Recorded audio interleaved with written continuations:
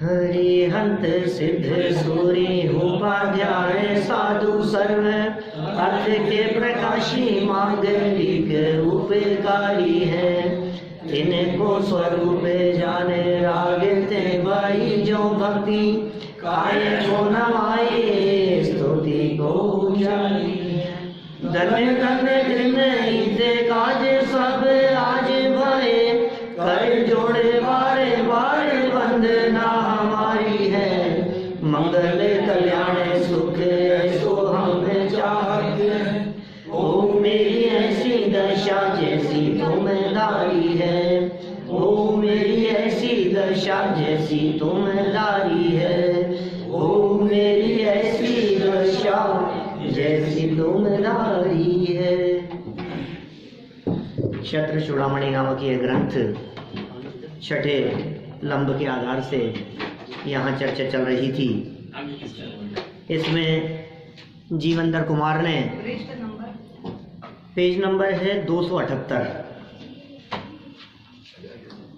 279 से शुरू करेंगे आगे।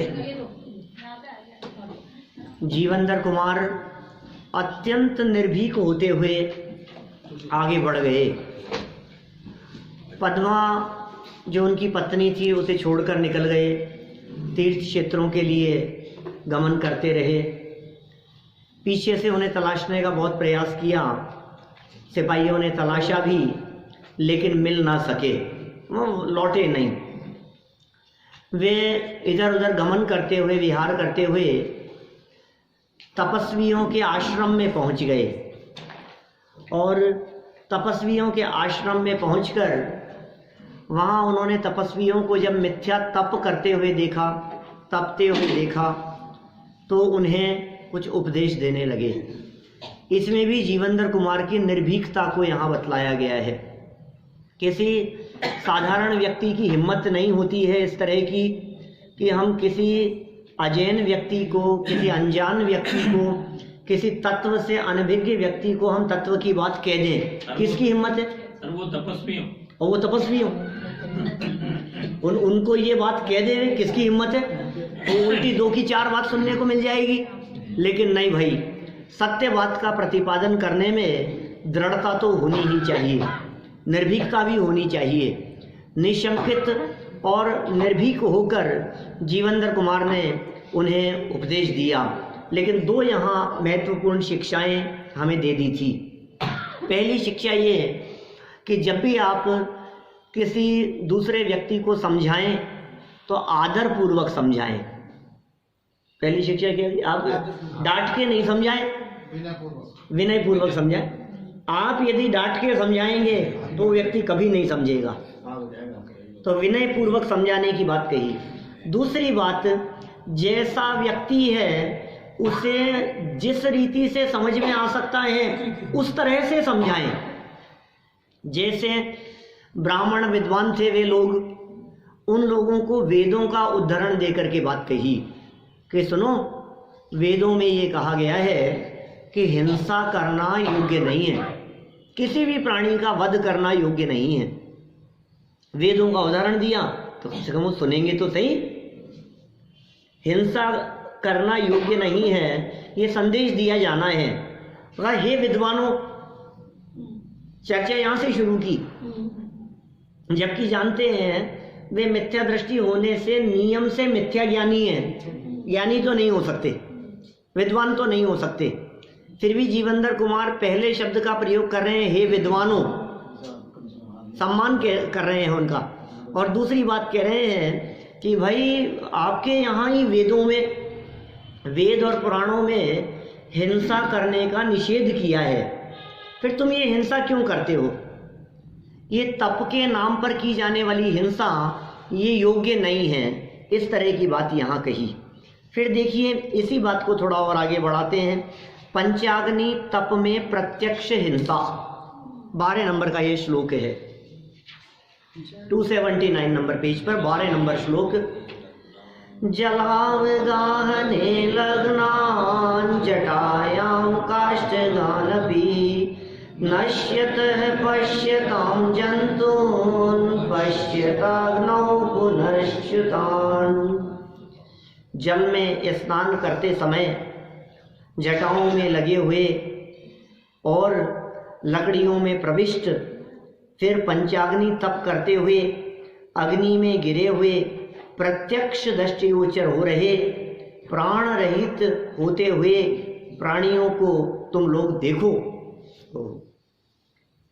पहले तो प्राण हिंसा का निषेध किया कि वेदों में प्राण हिंसा का, प्राणी वध का निषेध किया है, और फिर उन्होंने बतला दिया, देखो जरा एक बार इसको, आप ये जो नारियल चढ़ाते हैं जटा वाला, क्या हम इस नारियल को बारे में कहते हैं एक बार इसे हमारे पास में लाओ, जो तुमने चढ़ाया है ना उसे यहाँ लाओ। ले आए। अब हमने उसको, ये जो वाइट मार्बल था उसके ऊपर 2-3 बार ठोका उसको, तो उसमें कैसे जीव चलते हुए दिखाई देते हैं ये आपको स्पष्ट देखो। मुझे पता ही नहीं था इतने जीव चल रहे हैं। ये क्या हुआ? आपने जो समझ लो यज्ञ हवन आदि के संदर्भ में कल हमने चर्चा की थी, धूप डालने के संदर्भ में हमने चर्चा की थी, इसी तरह से जिस भी वस्तु का आप प्रयोग कर रहे हैं, कम से कम धर्म के नाम पर जो क्रिया आपके माध्यम से की जा रही है, आप उसमें सावधान रहें कि हमारी इस क्रिया में जहाँ हम धर्म समझ रहे हैं, कहीं ऐसा तो नहीं है कि अधर्म हो रहा हो, कहीं ऐसा तो नहीं है धर्म के नाम पर पाप हो रहा हो, पाप का पोषण हो रहा हो। कितनी तरह की बातें, माने जहाँ पंचामृत आदि किए जाते हैं, जहाँ अनेक प्रकार के रसों से जिन प्रतिमाओं के अभिषेक की चर्चाएं की जाती है, आप एक बार उन सबको गहराई से देखेंगे तो कहीं ना कहीं आपको समझ में आएगा हमारा जैन धर्म अहिंसा प्रधानी है, अहिंसा का विशिष्ट स्थान है हमारे यहाँ जैन परंपरा में। अभी तो अजैन को समझाना है, उनके भी समझ में आती है यार जो हिंसा तो हो रही है भैया, हम नहीं कर सकते हिंसा। तो क्या क्या समझाया उनको? देखो, स्नान करते समय जब तुम जल में स्नान कर रहे थे तो जटाओं में और लकड़ियां लग गई और लकड़ियों में प्रवेश कर गए, और जब तुम ये तप रहे हो तो अग्नि में ये जीव प्राण रहित होते हुए दिख रहे हैं। इन सब का प्राण वियोग होता हुआ दिखाई दे रहा है। देखो नीचे इन्होंने ये सब चित्र दे करके इस प्रकार की बात कही है। जीवेंद्र कुमार एक तरफ खड़े हुए हैं और ये सब तपस्या करते हुए, यज्ञ आदि हवन आदि करते हुए ये सब यहाँ दिखाई दे रहे हैं।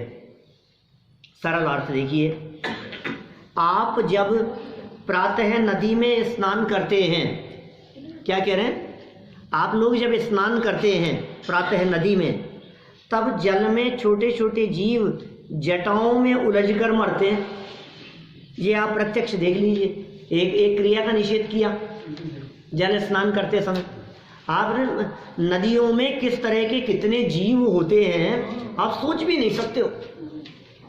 बहती नदियों में मैंने प्रत्यक्ष देखा है। ये बात होगी कब की, देखो मैं आपको बतलाऊं, सन 1999 में मैं था बिजौलिया 10 लक्षण में, और बिजौलिया के बाद में वहाँ से वे हमें ले गए कहीं किसी नदी में स्नान करने के लिए। 10 लक्षण खत्म होने के एक दिन बाद आसपास में क्षेत्रों के दर्शन कराने के लिए ले गए। फिर वो उधर भीलवाड़ा के पास और उधर आगे कोई नदी बहती थी, बूंदी के आसपास उधर कहीं, तो वहाँ नदी में स्नान कराने के लिए ले गए। तो वहाँ हमने उस नदी के किनारे पर जहाँ जल बह रहा था, वहाँ इतने जीव, ये छोटे छोटे से लटें इतनी चलती हुई थी, इतनी अनगिनती मात्रा में, मैंने सोच भी नहीं सकते आप, क्योंकि वो पानी रहता है ना जल, और उसमें कितने जीव होते हैं वो कदाचित आपको दिखे भी नहीं, बहुत बारीक बारीक होते हैं वो।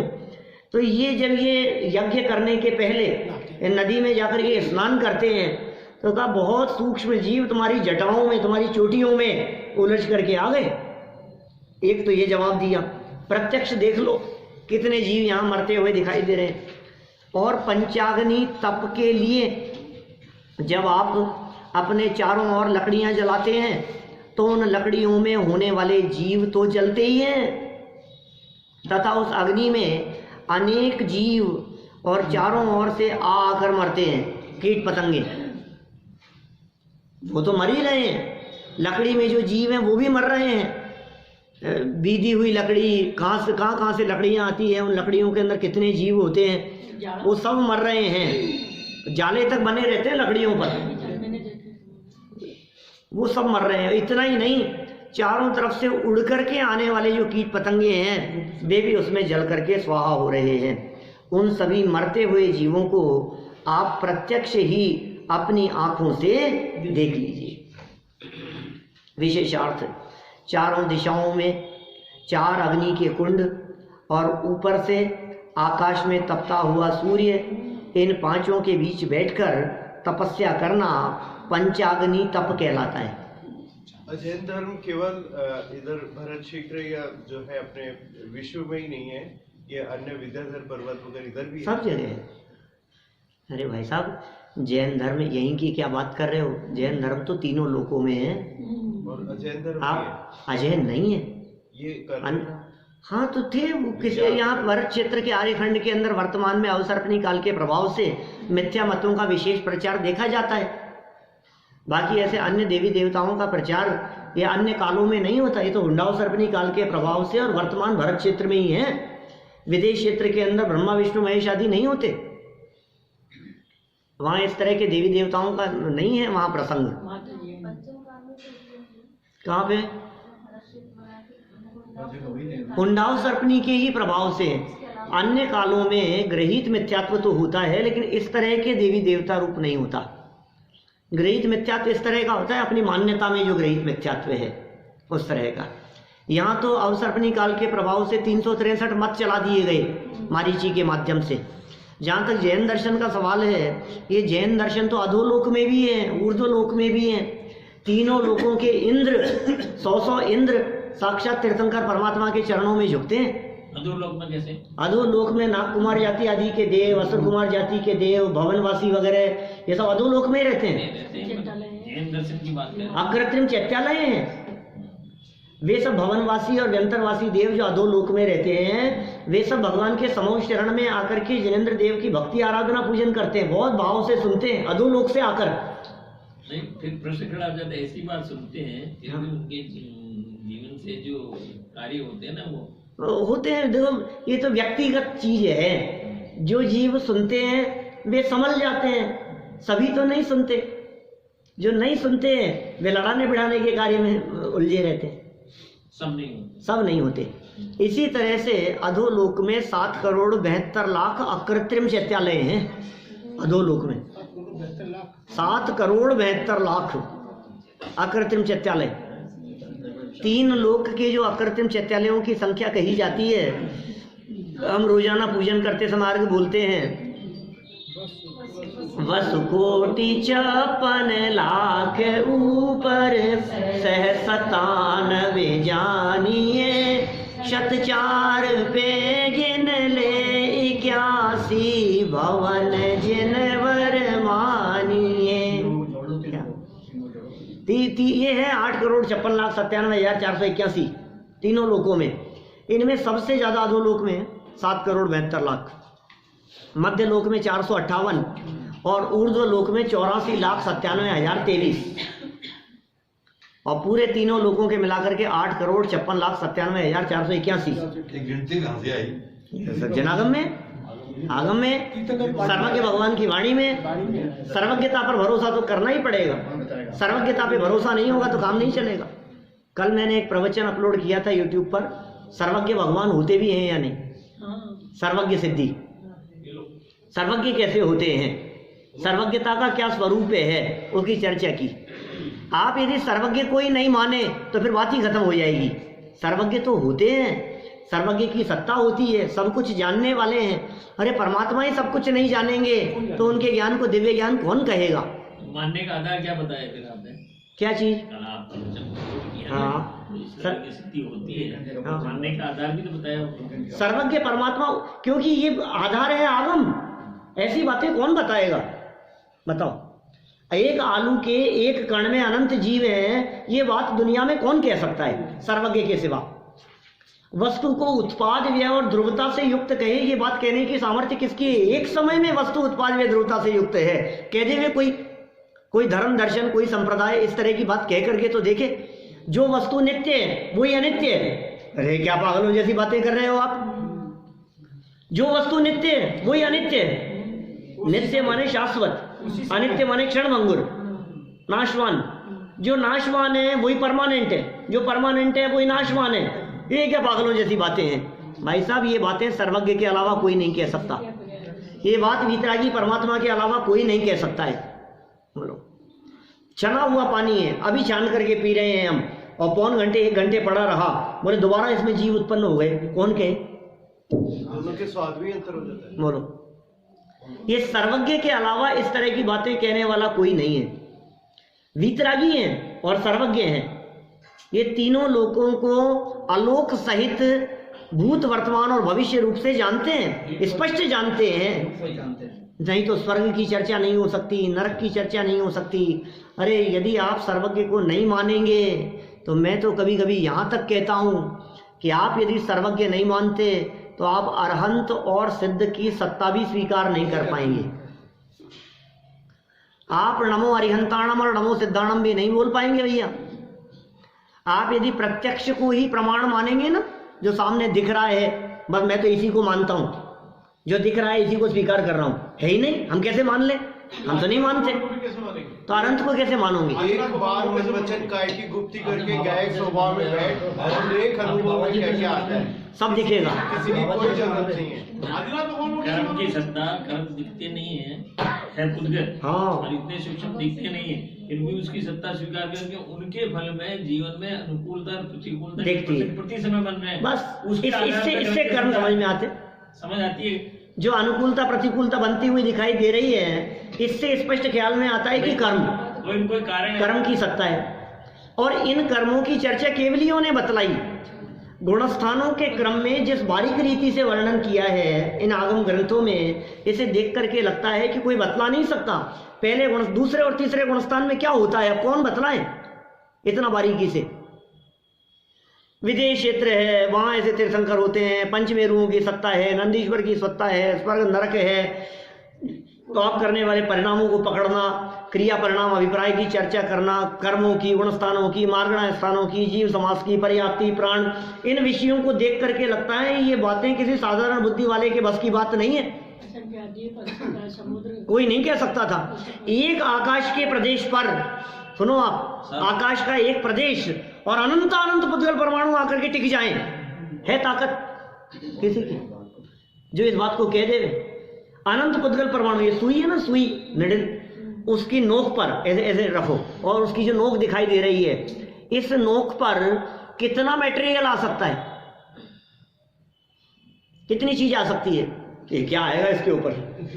क्यों आ जाए? सुई की नोक की बात कर रहे हैं, इसमें क्या आ जाएगा? कुछ भी नहीं। लेकिन शास्त्र ये कह रहे हैं इतने से हिस्से पर अनंत पुद्गल परमाणु आ सकते हैं। साइंस भी कहती है। साइंस कब कही? साइंस ने बताओ मेरे को। अरे अब जैसे जैसे ज्ञान में आ रहे हैं वैसे वैसे बता रहे हैं। बोलो, अब कही है, अब ये एक्सपेरिमेंट से ये बातें सिद्ध हो रही है। मैं कहता हूं आपसे, आज यदि मैंने थोड़े दिन पहले कही थी आपसे वो बात अन्योन्य भाव के संदर्भ में, क्या उदाहरण दिया था? दोबारा दो। अन्योन्य भाव के संदर्भ में उदाहरण दिया था मैंने, नहीं, अन्योन्य भाव के संदर्भ में मैंने ये कहा, आपके घरों में जो माइक्रोवेव चलते हैं ना आजकल, यानी दिया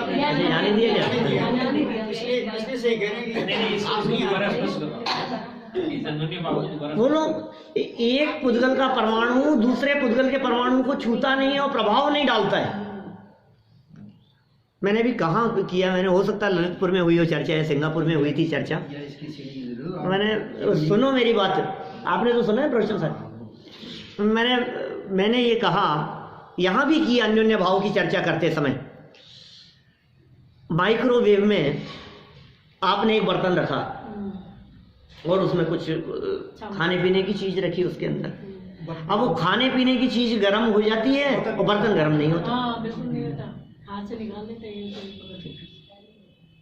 तो बंद है वो, माइक्रोवेव चल रहा है, अब उसमें खाने पीने की चीज गर्म हो गई और बर्तन गर्म नहीं हुआ। क्यों? क्योंकि उस बर्तन के जो परमाणु हैं उनमें वो उस समय उस हीट के माध्यम से गर्म होने की योग्यता नहीं है, और अंदर जो मटेरियल है उसमें गर्म होने की योग्यता है। माने वो किसमें उष्णता प्रवेश करेगी और किसमें ना करेगी, ये पुद्गलों में जो स्वाधीनता स्वतंत्रता है, एक पुद्गल का प्रभाव दूसरे पुद्गल पर नहीं पड़े और दूसरे पुद्गल का प्रभाव इस पुद्गल के ऊपर न पड़े, दोनों स्वतंत्र रहे वर्तमान पर्याय, इसका नाम है अन्योन्य भाव। इस अन्योन्य भाव की चर्चा समंत भद्राचार्य देव ने 2000 साल पहले की है। आप सोच सकते हैं 2000 साल पहले का मतलब क्या है? 2000 साल पहले का मतलब ये है कि 400 साल पहले जयपुर नहीं था। अब समझ लो 2000 साल का मतलब क्या है। क्या ज्ञान की महिमा कितनी? 350 साल पहले जयपुर का अस्तित्व नहीं था, जहां हम बैठे हुए हैं ना, ये नगर ही नहीं था, जंगल था पूरा का पूरा 300-400 साल पहले।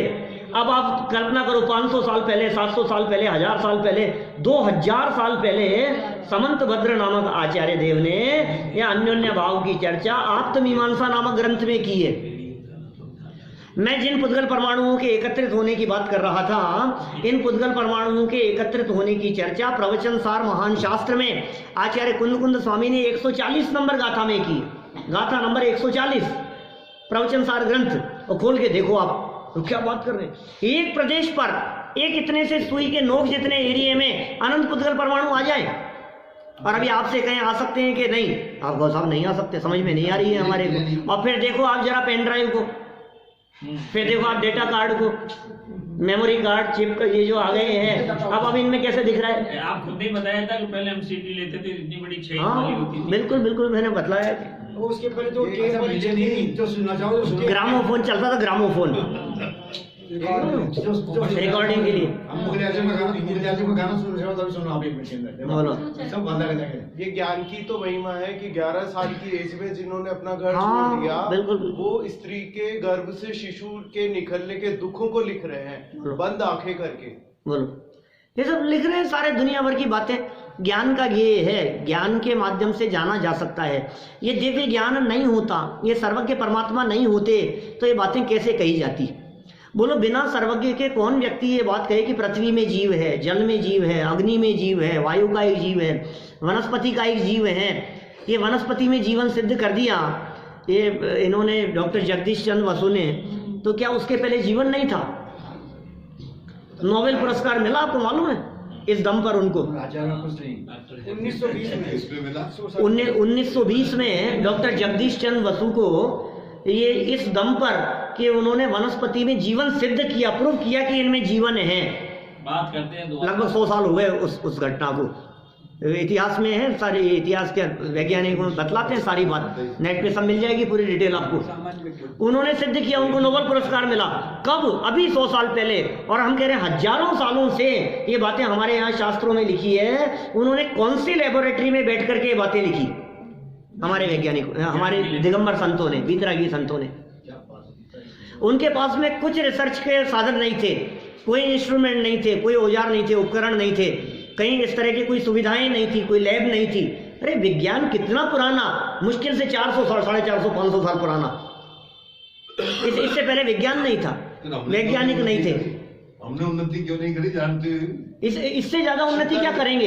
जैन दर्शन में उन्नति को कोई स्थान नहीं है, जो है सो है, अनादि अनंत एक स्वरूप है, इसमें क्या उन्नति होगी? हमारी श्रद्धा कहाँ पर है? कितने लोग आगे सुन रहे हैं? देखो, जैन दर्शन और जैन संस्कृति की उन्नति का सवाल नहीं है। उन्नति तो इस विषय को अपने श्रद्धा के लेवल पर स्वीकार कर अपने में उन्नति करना है। क्या उन्नति से मेरा मतलब ये, इसको प्रदर्शित क्यों नहीं किया गया? जो वर्ल्ड पहले जान लेता है। खूब प्रदर्शित किया माने कौन? आज भी है ना। हम ये कह रहे हैं 1920 में इन्होंने किया, हम तो दिखा रहे हैं ना, एविडेंस है ना हमारे पास में, उससे पहले ये बातें प्रूव है, संतों के द्वारा लिखी गई। फिर आचार्य ये कह रहे हैं ना, तू तो तेरा कल्याण। और फिर दूसरी बात ये भी तो है कि हमारे यहाँ संतों को न तो नाम करना है, न यश प्रतिष्ठा चाहिए, न मान सम्मान चाहिए, अभिमान भी तो है। उन्हें क्या करना है? उन्हें तो यश प्रतिष्ठा सम्मान मान कुछ नहीं चाहिए। वो इन सब बातों से दूर रहने वाले हैं, इसलिए वे इन बातों की परवाह भी नहीं करते। कौन स्वीकार करेगा और कौन नहीं करेगा, उन्होंने तो सहज वीतराग भाव से इन बातों का वर्णन किया।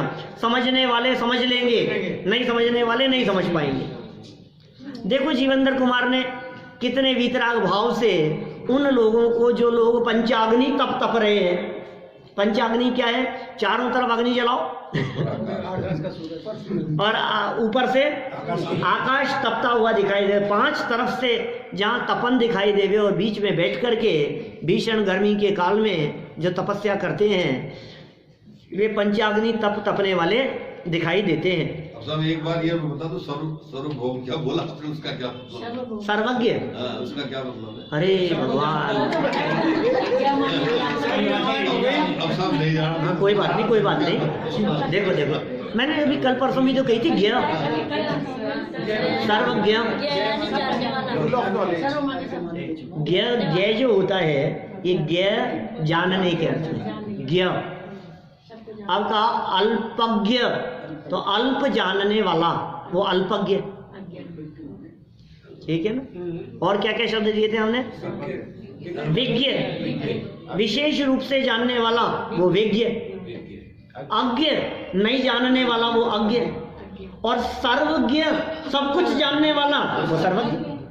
ऐसा कहाँ हो सकता है जो सर्वज्ञ होगा, सब कुछ जानता है? ऐसा ही तो है, वही तो हम कह रहे हैं। जो जीव साधना करके और मुक्ति की प्राप्ति करते हैं, जो परमात्मा बन जाते हैं, वे सर्वज्ञ होते हैं, वे सब कुछ जानने वाले होते हैं। भगवान वर्धमान स्वामी के ज्ञान में सब कुछ झलक रहा है, लोकालोक झलक रहे हैं उनके ज्ञान में। वो ज्ञान दिव्य ज्ञान है, वो अद्भुत ज्ञान है। वो बाहरी पदार्थों को जान जान करके इकट्ठा नहीं हुआ है, वो ऐसा ज्ञान है जो अंदर से निकला हुआ ज्ञान है। ये अंतर का दिव्य ज्ञान अद्भुत ज्ञान होता है, ये विलक्षण ज्ञान है, जिस ज्ञान की सामर्थ्य से सारा जगत युगपथ एट ए टाइम जानने में आता है। एक एक को जान जान करके नहीं जान सकते। तीर्थंकर सारे सर्वज्ञ हैं, सारे तीर्थंकर सर्वज्ञ हैं, सारे भगवान सर्वज्ञ हैं। आप भी हो। वीतरागता और सर्वज्ञता जिनके जीवन में प्रकट हुई है वे कौन है? हमारे सब अरहंत और सिद्ध परमात्मा। ऐसा सर्वज्ञत्वपन शक्ति अपेक्षा से हमारे में भी मौजूद है। बस केवल आवरण और बंधन समझ में आता है, अपने में भी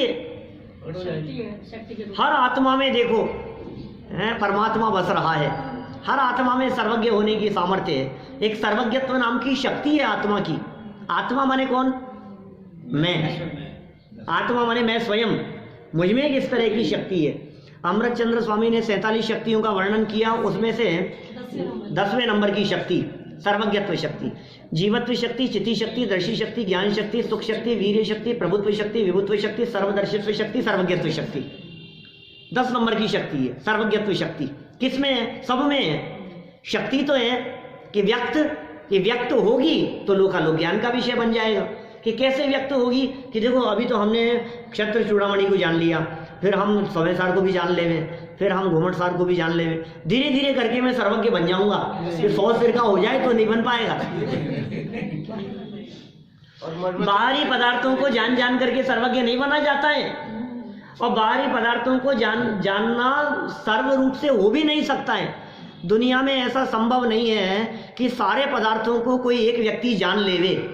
हम तो ये कहते हैं किसी एक फील्ड की एक फैकल्टी में भी उसका पूरा ज्ञान नहीं कर सकता है कोई भी व्यक्ति। बस खाली 5-6 समिति दुनिया में कोई व्यक्ति, हाँ इतना ही चाहिए। दुनिया में कोई व्यक्ति ऐसा डॉक्टर दिखाओ जो शरीर के बारे में सब कुछ जानता हो, जिसको शरीर के बारे में पूरी नॉलेज हो। स्पेशलिस्ट मतलब पूरी बॉडी के साथ। चलो कोई बात तो नहीं, पूरी बॉडी का तो छोड़ो, अब समझ लो आप आई स्पेशलिस्ट है, आंखों का विशेषज्ञ है, नेत्र रोग विशेषज्ञ है, तो वो चक्षु इंद्री के बारे में तो सब कुछ जानता होगा। वो भी 100% नॉलेज नहीं है। बोलो किसी भी विषय के संदर्भ में। कंप्यूटर जिन्होंने बनाया, क्या वे कंप्यूटर पूरी तरह से जानते हैं? नहीं। माइक्रोसॉफ्ट जिसने बनाया, समझ लो आप इसकी बात करो, आपके क्या नाम है इसका, बिल गेट्स की बात करो, वो तो जानता होगा ना कंप्यूटर चलाना। अरे क्या बात कर रहे हो, कंप्यूटर चलाना क्यों नहीं जानते? बड़े से बड़े कंप्यूटर जानने वाले को ले आओ और हम गारंटी देते हैं वो कंप्यूटर के बारे में कुछ नहीं जानता। क्या बात कर रहे हो आप? ऐसा कैसे हो सकता है? ऐसा ही है ना। कोई व्यक्ति जिस फील्ड में, मैं उसी फील्ड की बात कर रहा हूं, कोई सीए है, चार्टेड अकाउंटेंट है, बोलो सारी धाराएं जानता है वो? किताब में देखता है बार बार। सारी धाराओं का पता है उसको? कोई वकील है, अपने फील्ड की पूरी नॉलेज है उसको? दूसरे फील्ड के बारे में तो जीरो है क्या? एक किसी डॉक्टर को ये पूछ लो कि इसके लिए कौन सी धारा लगेगी क्या, तो कहेगा भाई साहब मैं तो कुछ नहीं, अरे इतने बड़े डॉक्टर इतनी सी बात नहीं जानते, तो ये मेरा फील्ड ही नहीं है। आप देखो ये सर्वज्ञ कैसे होते होंगे, कैसा दिव्य ज्ञान होता होगा। कहने का मतलब ये किताबों को पढ़ पढ़ करके बहुत कुछ नहीं जाना जा सकता है, लेकिन अंतर में अपने स्वरूप के अवलंबन से, आत्म स्वरूप के ज्ञान से ये लोकालोक के पदार्थ स्पष्ट ज्ञान का विषय बनते हैं। ये दिव्य ज्ञान की ही महिमा है। इसलिए हमारे भगवान वीतरागी भी होते हैं और सर्वज्ञ भी होते हैं, सब कुछ जानने वाले होते हैं। ये सर्वज्ञ परमात्मा ने ही ये बात कही है कि भाई इनमें बहुत जीव हैं, व्यर्थ में अग्नि मत जलाओ। अग्नि का एक भी जीव है, बार बार में अग्नि जलाओ, बार बार में अग्नि बुझाओ, उसमें भी अग्नि का एक जीवों की विराधना हो रही है। माने व्यर्थ में ही पंखा जलता मत छोड़ो। सवाल बिजली के बिल का नहीं है, सवाल हिंसा का है। ये लाइट जो जल रही है, इस लाइट के माध्यम से अग्निकायिक जीवों की विराधना हो रही है। जो फैन चलता है उसके माध्यम से वायुकायिक और अग्निकायिक दोनों प्रकार के जीवों की विराधना हो रही है। जीवों के प्रति करुणा भाव होना चाहिए। क्या हो गया, नल चालू छोड़ दिया तो थोड़ा पानी बह गया तो क्या फर्क पड़ गया? जब तक बहना चालू नहीं होगा तब तक तो हम नल बंद करेंगे ही नहीं। तो तुम्हें पता है उसमें कितने जीव मर रहे हैं, कितनों की हिंसा हो रही है। आप सावधानी रखें, एक बूंद भी पानी वेस्ट क्यों जाए। तो हमारे बुढ़ी महाराज तो बिजली की खूब जला करके सोते। अरे नहीं सोते थे, सोते नहीं सोते। अरे सोते हैं साहब, मैंने देखे जला के रखते हैं। वो अब इस समय जो करते हैं उसकी उनको आप चलो मुनि महाराज क्या कोई बात नहीं, वो जानना हम तो मुनिराज नहीं जलाते भाई, जो जलाते हैं श्रावण जलाए जाते हैं। हाँ, इसलिए सावधान रहो भाई, सतर्क रहो। में जला देता हूँ, गर्मी रहेगी आपको। और मतलब श्रावकों की नासमझी का काम है ये, उन्हें भी नहीं जलाना चाहिए, ऐसा नहीं करना चाहिए।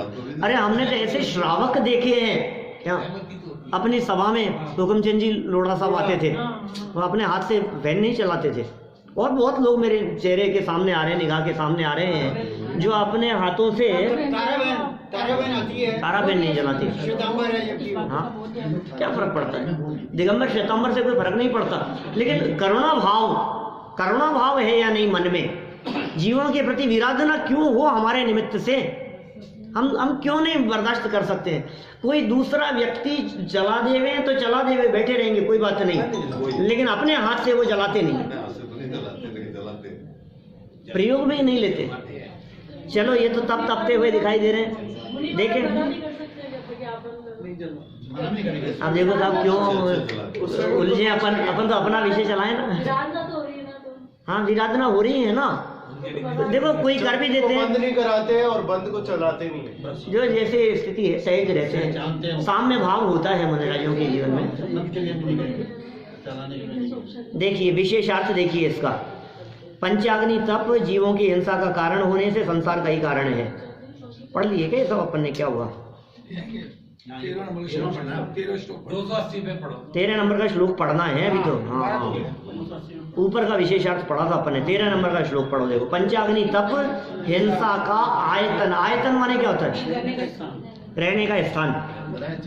कल की थी ना चर्चा, षट आयतन, षट अनायतन, रहने का स्थान नहीं है। कुदेव कुगुरु कुधर्म, उनकी उपासना करने वाले, वो रहने का स्थान नहीं है। वो सभ्य सज्जन पुरुषों के बैठने का स्थान नहीं है, उठने बैठने की जगह नहीं है वो। उनके संपर्क से दूर रहो आप, नहीं तो मिथ्यात्व के पोषण का महापाप लगे बिना नहीं रहे। वो ग्रहित मिथ्यात्व रूपी कोठरी में जाओगे तो तुम भी ग्रहित मिथ्यात्व का दाग लगेगा तुम्हारे माथे पे। काजल की कोठरी में हैं के तो ही प्रवीण जाए, एक दाग लागे पर लागे ही लागे। काजल की कोठरी में जाने वाला कोई भी व्यक्ति हो तो एक दाग लगेगा ही लगेगा, उससे लगता ही है। यह आयतन माने रहने के स्थान। पंचाग्नि तप किसका स्थान है? बोले हिंसा का ही स्थान है।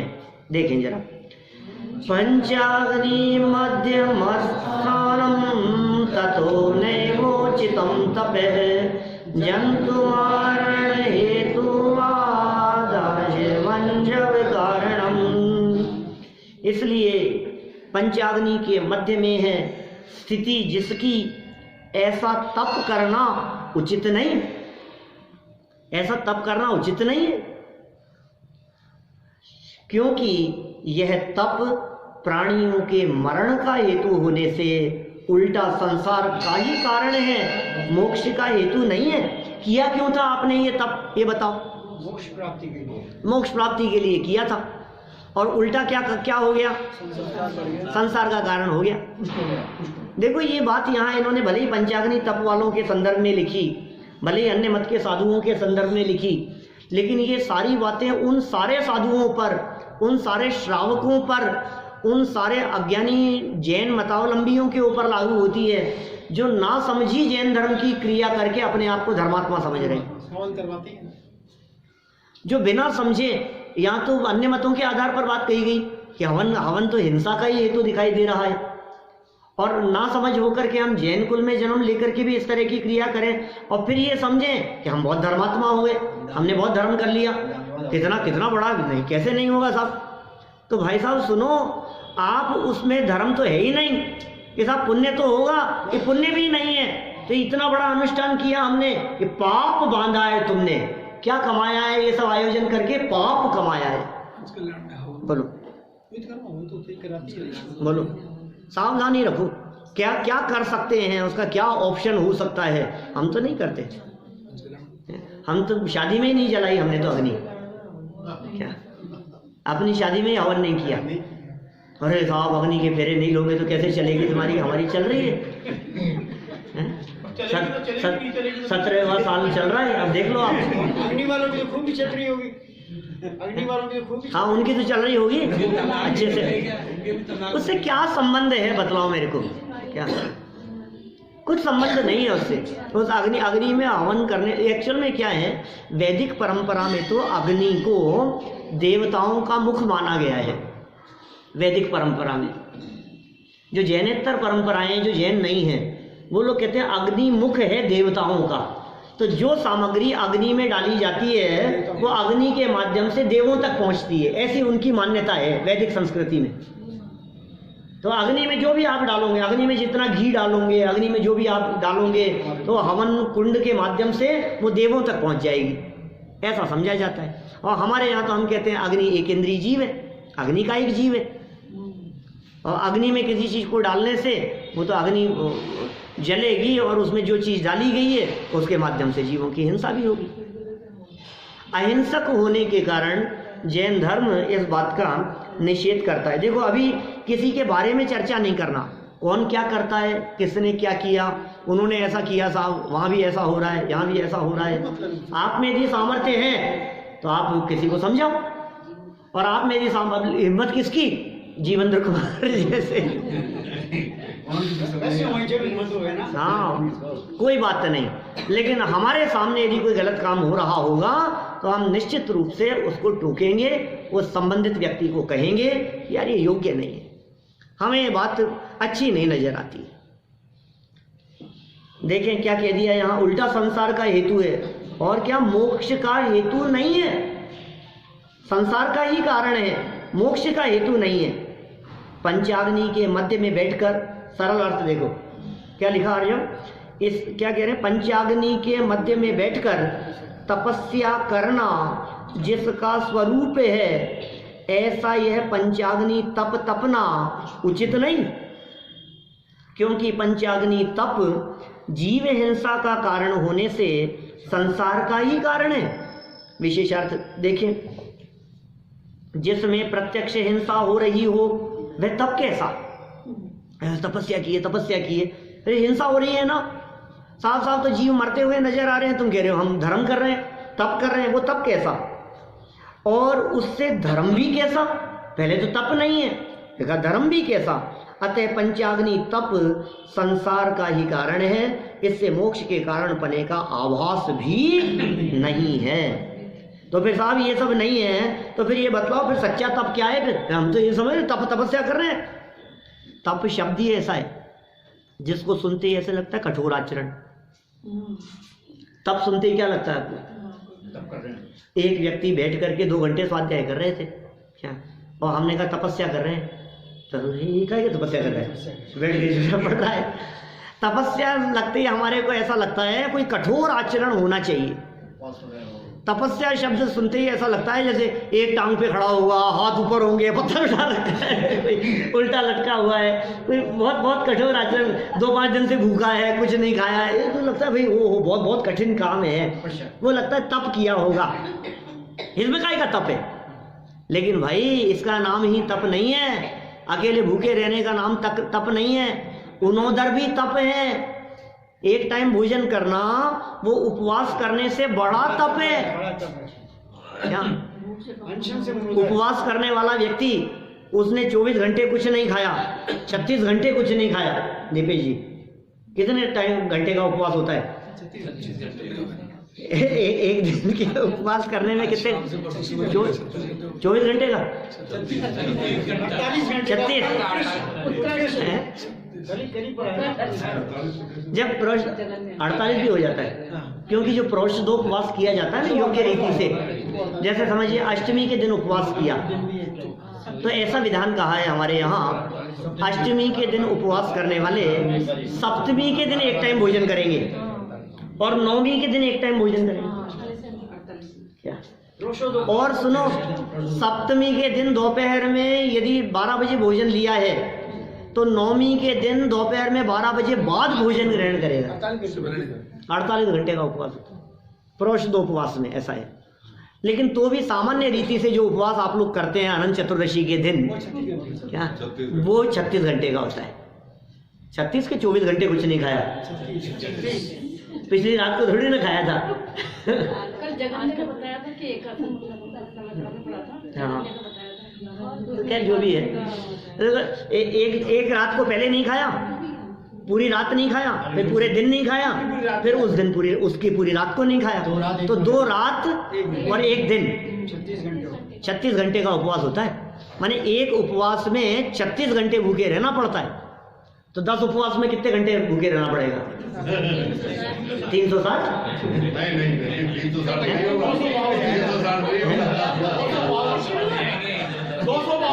12 घंटे कम हो जाएंगे। क्यों भैया, क्या स्पष्ट है इसमें? क्या हो गया भाई? एक उपवास में 36 घंटे भूखे रहे तो 10 उपवास में नहीं ये तो कॉमन है, 2 रात तक कॉमन है। 12 घंटे तो एक्स्ट्रा होंगे, एक रात ही तो एक्स्ट्रा पड़ेगी। तो 10 उपवास में कितने हो जाएंगे? 252 घंटे का उपवास होगा। 360 नहीं होगा। गणित तो तुम्हारी बहुत अच्छी है, लेकिन कैसे प्रयोग करना उसका? चलो, हम तो ये कह रहे थे, तप शब्द सुनते ही जो आपको बहुत ऐसा लगने लगता है कि हमने कोई बहुत बड़ा काम कर दिया है, कि ऐसा नहीं है। अंदर में विनय का भाव हो, ये भी तप है। अंदर में अपनी किसी गलती के लिए प्रायश्चित्त का परिणाम हो, ये भी तपस्या है। आसान काम नहीं है अपनी गलती की स्वीकृति। हमारे द्वारा की गई किसी भी गलती को स्वीकार कर लेना, ये प्रायश्चित्त। हृदय में जो उसके प्रति, अब ये चित्त में जो थोड़ा उसके प्रति खेद वर्तता है, ये तप है, ये तपस्या है। कोई कठोर आचरण बाहर में नहीं दिखाई दे रहा है।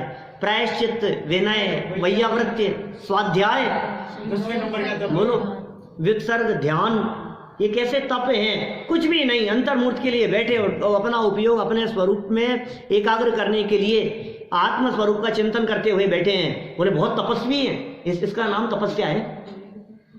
तपस्या का अर्थ अंदर से कोई तेज निकलता होगा, कोई ऐसे बहुत अग्नि होती होगी, जलते होंगे तो तपस्या। अरे जलने का नाम तपस्या नहीं है, शांति का नाम तपस्या है। अज्ञानी जीवों को जलना जलना दिखाई देता है, ये जलने का काम नहीं है। यहाँ कितनी शांति है अंदर में, तो तपस्या होगी। तो यहाँ तप की चर्चा की, तो मोक्ष के कारण पने का आवाज भी नहीं है उसमें, तो आवाज भी नहीं है कि थोड़ा थोड़ा बहुत तो तप होगा साहब, इतना आखिर काम किया है, इतना कठोर रीति से खड़े थे, अंदर में अग्नि जल रही थी, मरुभूति के नहीं, कमठ के। मरुभूति तो पार्श्वनाथ के जीव, और जो कमठ थे दोनों भाई भाई थे, एक ही पिता के पुत्र थे। और जब कमठ को देश निकाला दे दिया गया, तो वे ऐसे इन साधुओं के आश्रम में चले गए, घूमते फिरते हुए जंगल में। और इनके आश्रम में चले गए इन्होंने जो पद्धति बतलाई उनको सीखने लगे, चर्चा करने लगे, और फिर एक टांग पर खड़े होकर तपस्या करने लगे। पत्थर हाथ में लेके, कमट कर हाथ में बड़ा सा पत्थर लेकर के, कमठ का जीव, कमठ, कमठ का जीव क्यों, खुद कमठ, बाकी 9 भाव तो उसका जीव है। अभी तो नाम उसका कमठ है, उसके पिता के द्वारा रखा गया नाम। हाथ में शिला लेकर के खड़े हो गए और एक टांग पर खड़े हैं। बोलो तपस्या कर रहे हैं कि नहीं? कर्म जल रहे होंगे कि नहीं उसके? कर्म नहीं जल रहे, अंदर में अग्नि जल रही है कषायों की। और बाहर में जब मरुभूति ने आकर के क्षमा मांगी, क्या सामने आकर के खड़े हुए, तो वो जो कर रहे थे तपस्या, वो पत्थर माथे पे फेंक दिया, पटक दिया उनके माथे पे, और मर करके त्रियंश में चले गए।